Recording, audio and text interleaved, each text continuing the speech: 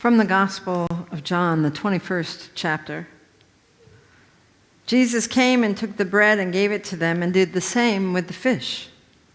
This was now the third time that Jesus appeared to the disciples after he was raised from the dead. When they had finished breakfast, Jesus said to Simon Peter, "Simon, son of John, do you love me more than these?" He said to him, "Yes, Lord, you know that I love you." And Jesus said to him, "Feed my lambs." A second time he said to him, "Simon, son of John, do you love me?" And he said to him, "Yes, Lord, you know that I love you." Jesus said to him, "Tend my sheep." And he said to him the third time, "Simon, son of John, do you love me?" Peter felt hurt because he said to him this third time, "Do you love me?" And he said to him, "Lord, you know everything. You know that I love you." And Jesus said to him, "Feed my sheep."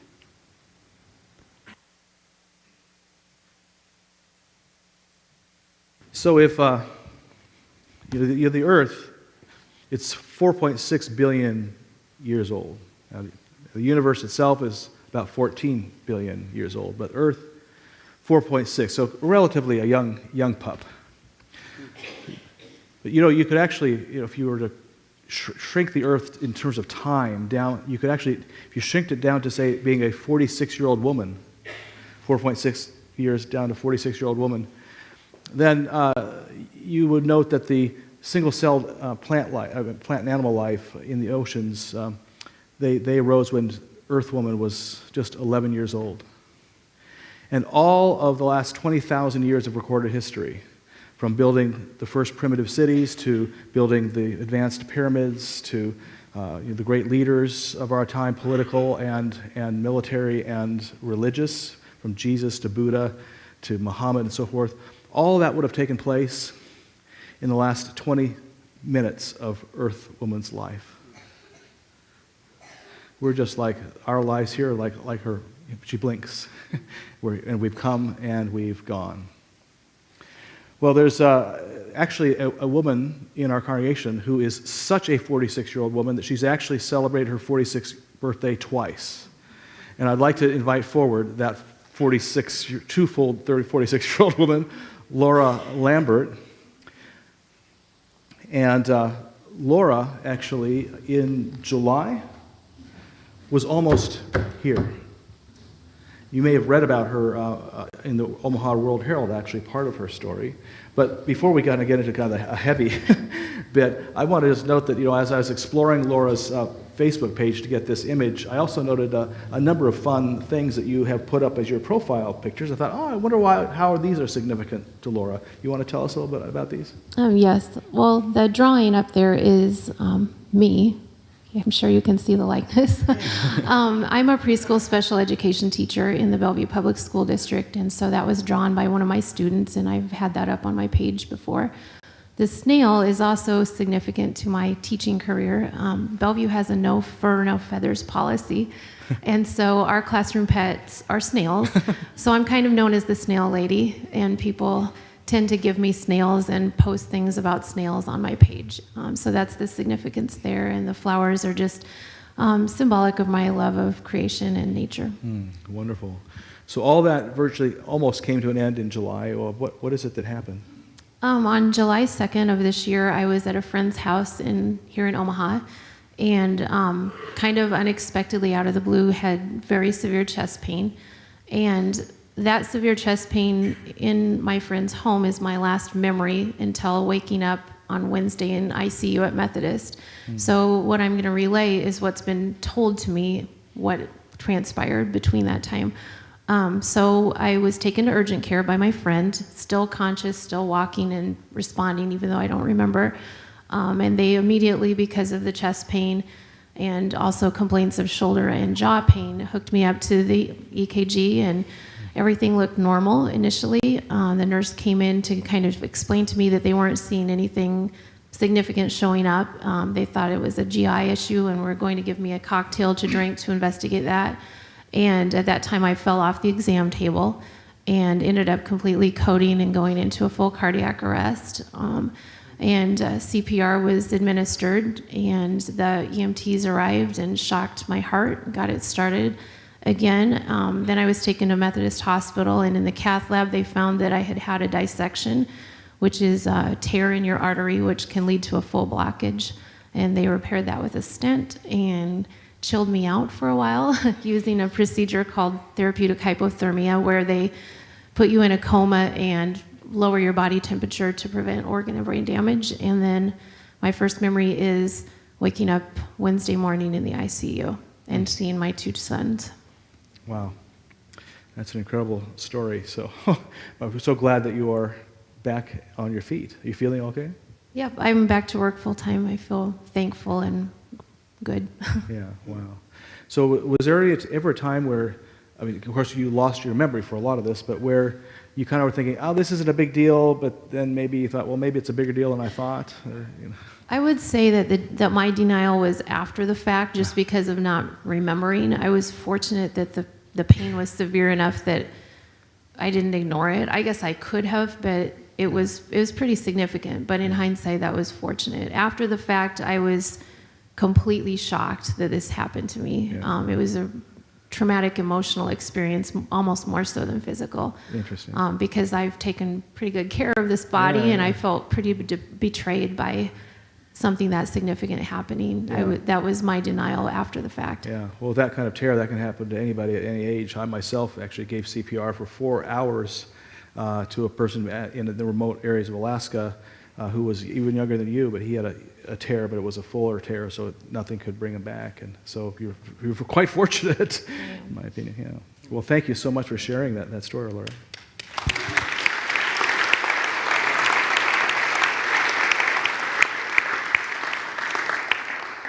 Of course, Laura was very fortunate that her pains were severe from the start that got her there, but a lot of people, I know some of the people even in our midst here this morning have experienced the onset of a heart attack that was far more mild at first. Maybe you felt like you maybe had the flu, or you had eaten something bad that was coming up. You felt tightness in the chest, but thought, well, maybe it's just stress, or again, something I ate. And then only later, kind of, it got so severe that you just had to make that decision, didn't you?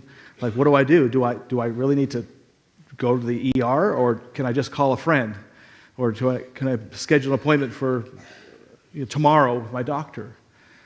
What a person, the choices and decisions the person makes in the midst of having a heart attack after they finally realize it's real.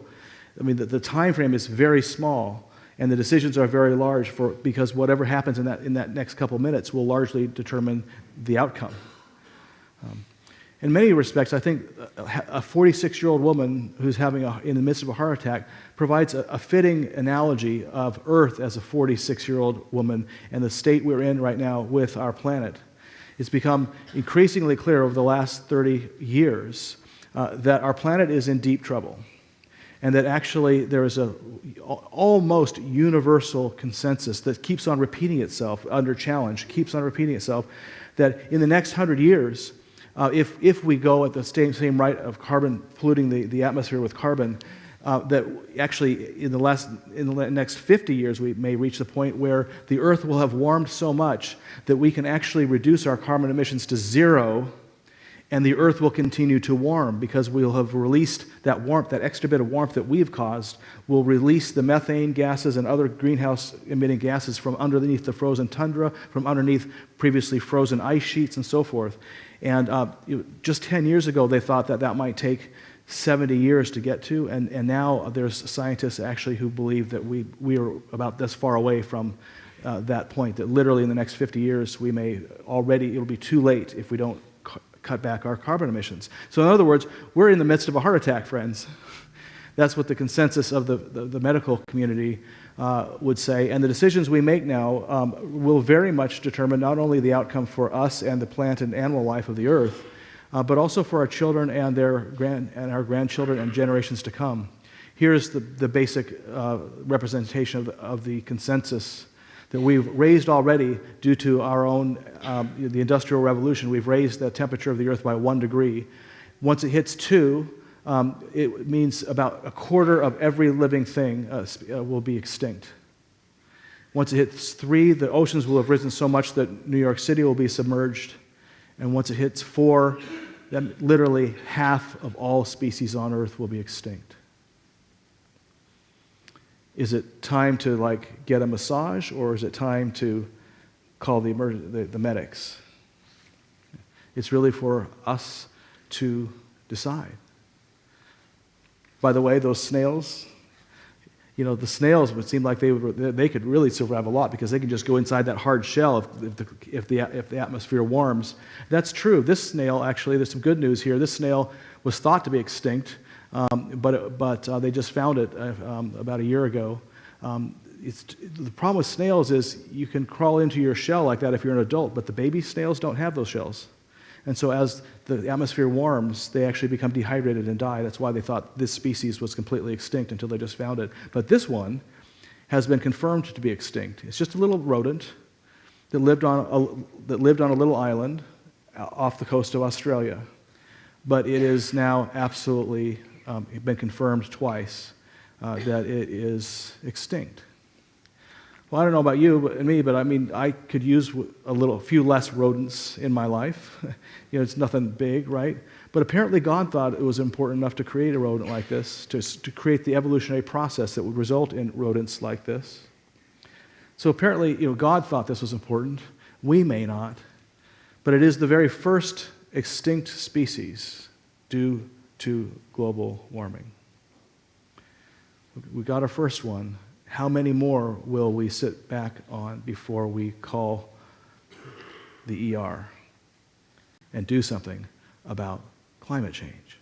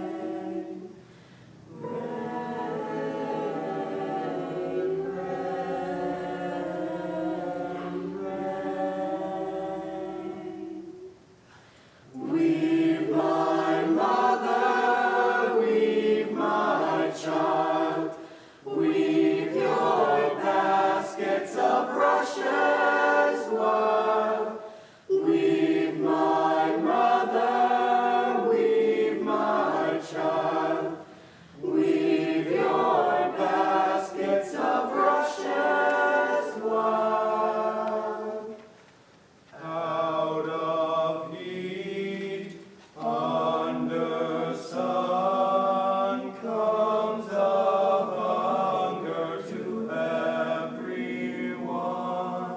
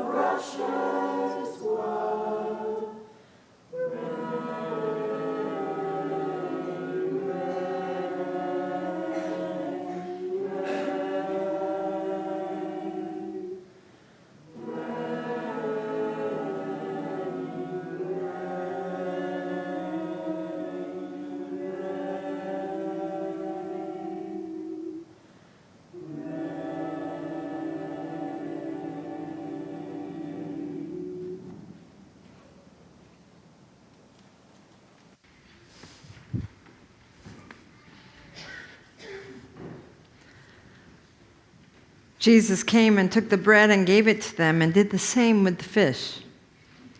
This was now the third time that Jesus appeared to the disciples after he was raised from the dead. And when they had finished breakfast, Jesus said to Simon Peter, "Simon, son of John, do you love me more than these?" And he said to him, "Yes, Lord, you know that I love you." And Jesus said to him, "Feed my lambs." A second time he said to him, "Simon, son of John, do you love me?" And he said to him, "Yes, Lord, you know that I love you." And Jesus said to him, "Tend my sheep." He said to him the third time, "Simon, son of John, do you love me?" And Peter felt hurt because he said to him the third time, "Do you love me?" And he said to him, "Lord, you know everything. You know that I love you." And Jesus said to him, "Feed my sheep."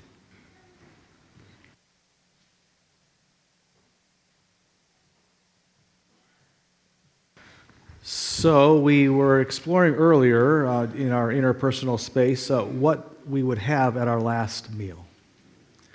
So what did you come up with? What are some of the foods you'd have at your last meal? Anybody? Fondue. Oh, nice. Filet. Excellent. What's that? Chocolate cake. Note that filet and chocolate cake could both be dipped into fondue. Washed down with some wine. Excellent. Organic salad greens. Organic salad greens, yeah. All right. I have not heard bacon yet. I mean, I thought that was like the universal, right? Yeah. Well, you know, Jesus himself, of course, had a last meal, a meal actually which he knew would be his last meal.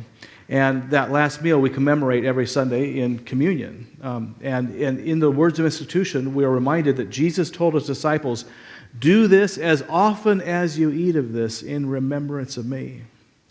And it's interesting that, like, when we eat of the communion elements, we think about Jesus, but do we think about Jesus, do we eat every meal in remembrance of me? Every time food is at our table, do we do it in remembrance of Jesus? Now, if you're suddenly thinking like, I got a lot of meals, I didn't think about Jesus, think about it this way. Yes, I'm sure Jesus would want us to remember that literally when we eat animal meat, there is a body that has been broken and blood that has been shed. So there is an element where we remember our Lord, but really I think what Jesus was getting at is eat every meal as if it were your last. Like literally enjoy the heck out of it, right? Or enjoy the heaven into it as if it was your last meal. Now, a couple of years ago, a dear parishioner friend, Kristen Putnam Johnson, died at the ripe old age of about 51 or so. And she was supposed to come over to our house to have what she thought would be her last good meal. It wasn't going to be her last meal, but her last good meal. And the day that she was to come over, she was too sick to have that, and then she died shortly thereafter. And since her death, my family actually has taken up a tradition that right around after Christmas, we celebrate our last meal. That way we know if we ever wind up in here, we'll have had a good meal, be our last. But it's not a morose kind of thing. I mean, we remember those who have died. We remember Kristen. We remember my father. We remember Melanie's mother and so forth. But we also just simply, we all spend time asking what food would we want to have together, and we prepare it together. And then we realize also it's not just simply about the food, it's about the company we share it with. And primarily it's our family, but sometimes we'll bring others into that. It's a wonderful experience to simply be grateful as if it was your last time. And that, I think, is an important kind of turn that we need to make with respect to environmental stuff. Yes, the earth itself may come to a cataclysmic state where a lot of life, disappears, including our own. But it may not. But the fact that we need to keep that in mind, that it might, should not be this horrible, like guilt-producing, morose kind of thing. It should be more like a last meal. Like, I'm still eating this incredible food. I'm still seeing these incredible people and these incredible plants and all that. I mean, we should be able to look at a potato, for instance, and say, yes, it's a common thing, but what glory! What glory in just a humble potato. If you want to see somebody who knows down to the marrow of his bones that this humble potato is glorious, go like I and my brother did the other night to the Gray Plume in Midtown Crossing and order the food that I would personally order if it was my last meal, which is duck fat frites. That is potatoes, thick cut, that have been fried in duck fat. And then he puts this really super rich custardy aioli sauce in the bottom of the bowl, puts the frites on top, and then fries this huge farm-fresh egg and puts that on the top, and you break the yolk of that egg, and you get that yolk and the potato and the aioli, and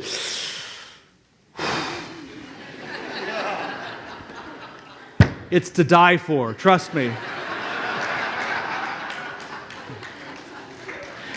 This, just what we're feeling right now, this should be the marching way we march into changing the climate. That we appreciate the heaven out of and into everything. That's the way to be an environmentalist, the way God would want us to be an environmentalist.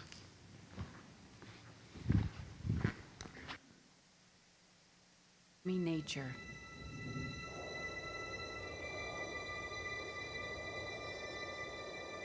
Others call me Mother Nature. I've been here for over 4.5 billion years.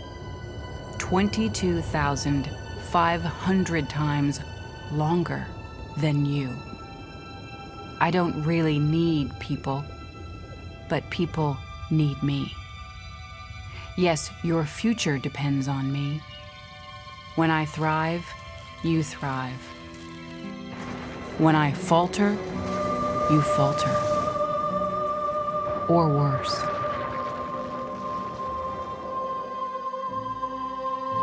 But I've been here for eons. I have fed species greater than you, and I have starved species greater than you. My oceans, my soil, my flowing streams, my forests, they all can take you or leave you. How you choose to live each day, whether you regard or disregard me, doesn't really matter to me. One way or the other. Your actions will determine your fate, not mine. I am nature. I will go on. I am prepared to evolve. Are you?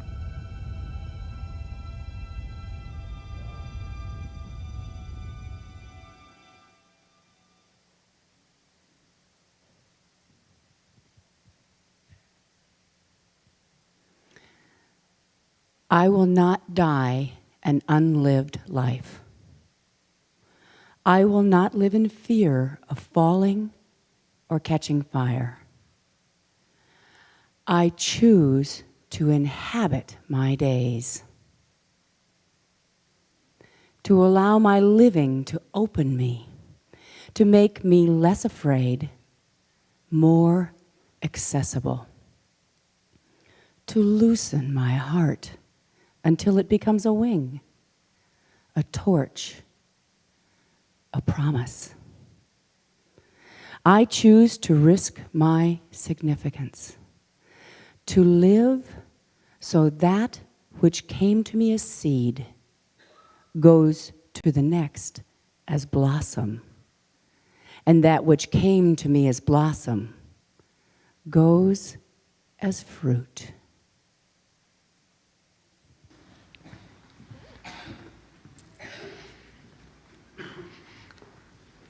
Jesus came and took the bread and gave it to them and did the same with the fish. This was now the third time that Jesus appeared to the disciples after he was raised from the dead. When they had finished breakfast, Jesus said to Simon Peter, "Simon, son of John, do you love me more than these?" He said to him, "Yes, Lord, you know that I love you." And Jesus said to him, feed my lambs. A second time he said to him, Simon, son of John, do you love me? And he said to him, Yes, Lord, you know that I love you. And Jesus said to him, Tend my sheep. And he said to him a third time, Simon, son of John, do you love me?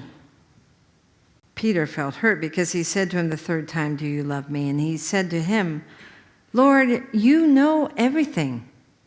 You know that I love you.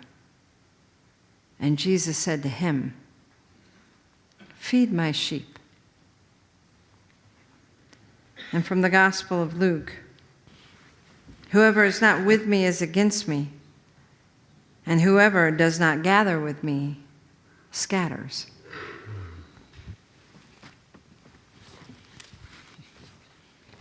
Sounds like we kind of want to be with Jesus. Right. Last week, I was with about 250 business leaders and faith leaders, community organizers, and healthcare professionals, actually, who had gathered in Washington, D.C. To meet up about climate change and what the next steps are. There's so many people actually who wanted in. They actually had to turn tons of people away. That's how critical this issue is feeling now amongst a lot of business leaders and community leaders and faith leaders and healthcare professionals.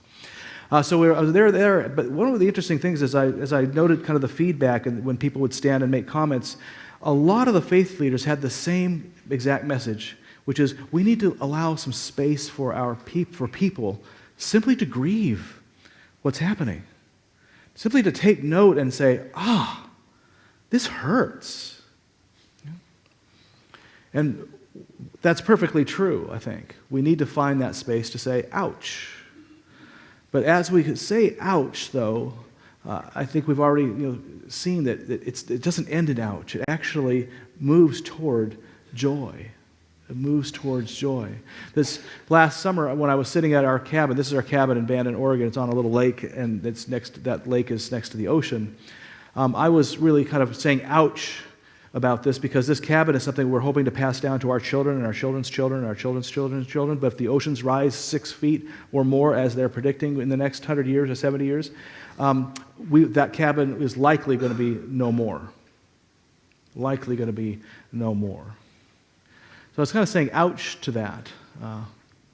But as the water's just going to kind of go over these dunes at the lake. But I was out wandering the woods then on August 13th and had that amazing mystical experience that I mentioned earlier. And as I talked about it earlier, I said it was almost the exact same experience as 1981. But there was one significant difference. In 1981, the big revelation was, Eric and Kathy, my friend, you are loved beyond your wildest imagination. And by implication, we figured, well, everybody else is too. If God could love us with that magnitude, that's for us. But what happened to me in the woods on August 13th was not, Eric, you are loved beyond your wildest imagination. I mean, I kind of got that message the first time. But it was about creation itself, about the created order. Rocks, hills, trees, streams, the trees that were right in front of me, that it is love. It's not that the trees are loved beyond their wildest imagination. Is that rather the trees, the forests, the streams, and so are God's loving us beyond our wildest imagination. That everything we see around us in creation is God loving us. Do you ever wonder if God why is God so far away? Why does God seem so distant from me? Well, ask, what's in front of your face? In front of my face, I can smell God's love. I can see God's love. And I can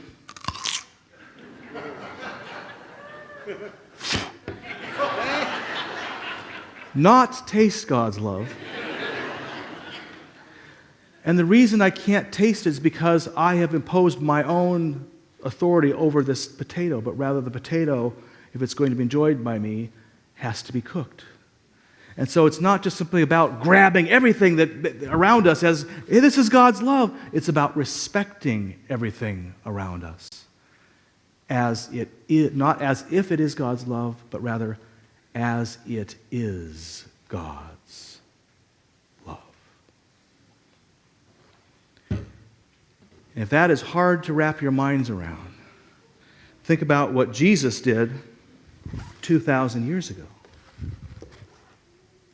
He set a table.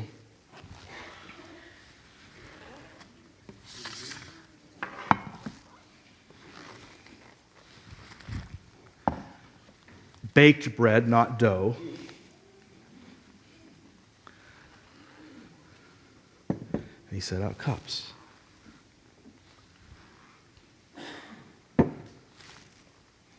And he opened some wine. Now, Jesus had the ability, apparently, to turn water into wine. I don't have that ability, but I do have the ability to turn wine into grape juice. I'm still waiting to do the Jesus thing. And on this night, this was his last meal. And he took bread, and he gave thanks. And he broke that bread, saying, "My friends, this is my body which is broken for you. Do this as often as you eat of it in remembrance of me." So likewise, after supper, he took that cup, saying, "This is the cup of the new covenant in my blood. Do this as often as you drink of it in remembrance of me." By eating this bread and drinking this cup, we remember Christ's death. We celebrate Christ's resurrection.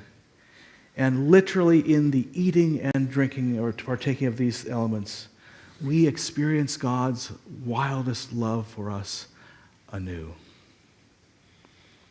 These are the gifts of God for the people of God. Therefore, you do not have to be a member of this church or subscribe to any particular doctrine or dogma to come forward to this table. All that we ask is if your heart calls you forward. Know that that's all the doctrine and dogma you need is a willing heart. Come, knowing you are most welcome here. So likewise, if you feel like you would prefer to receive these elements seated, simply raise your hand as an usher comes by. You'll be offered communion there. Or if you'd rather not partake at all, know that that's okay too. We all experience the holy in different ways. But if you do come forward, we invite you to take a piece of bread, dip it into the cup, and as you take this into your own body and blood, know that God and God's love is as close as the body and blood that you are consuming in this moment. It has not literally been transformed into the body and blood of Christ. I do not believe anyway. But it is bread. It is almost wine. But it is that which God has provided out of it, God's love for you in this moment. We invite you forward if you choose to come. And as our ushers are coming forward to prepare this table, we invite you to join us in reminding ourselves of who we are and whose we are. We are an open and affirming family of faith, welcoming all to God's table of love and acceptance. We are diverse, yet united by Christ's example. We care for one another, support one another, and challenge one another to become all that God creates us to be. We work together to nurture our community and to promote peace and justice in our conflicted world. Amen.